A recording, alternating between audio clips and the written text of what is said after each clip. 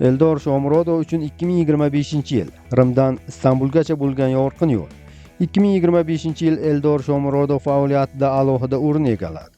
O'zbekistonlik hujumchi yilni Italiyada, Roma safida boshlab, qisqa vaqt ichida jamoaga foyda keltira olishini isbotladi. Mavsumning ilk oylarida u A Seriya, Yevropa Ligasi hamda Italiya Kubogi bahslarida maydonga tushib, muhim uchrashuvlarda gollar va assistlar bilan jamoasining g'alabalariga hissa qo'shdi. Rimliklar tarkibida Shomurodovning o'yini barqarorlik bilan ajralib turdi. Yevropa Ligasida u 4 bor maydonga chiqib, 2 gol va bitta golli uzatma muallifi bo'ldi.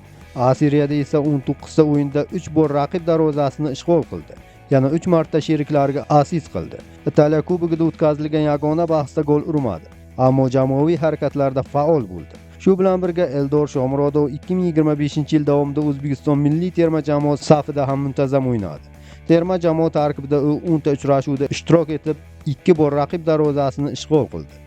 Bu ko'rsatkichlar uning xalqaro maydonda ham muhim figura ekanini yana bir bor tasdiqladi. Yozgi transfer oynasi esa futbolchi uchun yangi sahifani ochdi. Eldor Turkiyaga yo'l oldi va Istanbul Başakşehir klubi sharafini himoya qila boshladi.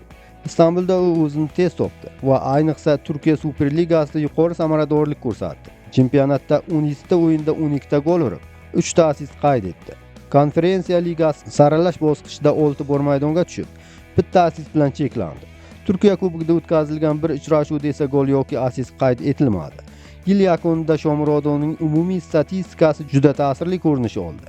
58 ta o'yin, 19 ta gol va 8 ta assist. Bu raqamlar uning 2025-yilni samarali o'tkazganini yaqqol ko'rsatadi.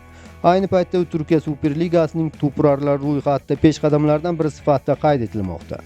Xulosa qilib aytganda 2025-yil Eldor Shomurodov uchun o'sish, tajriba va yangi cho'qqilar yili bo'ldi. Rimda boshlangan yo'l Istanbulda yanada yorqin davom etdi va bu hali faqat boshlanishi ekaniga muxlislarda shubha yo'q.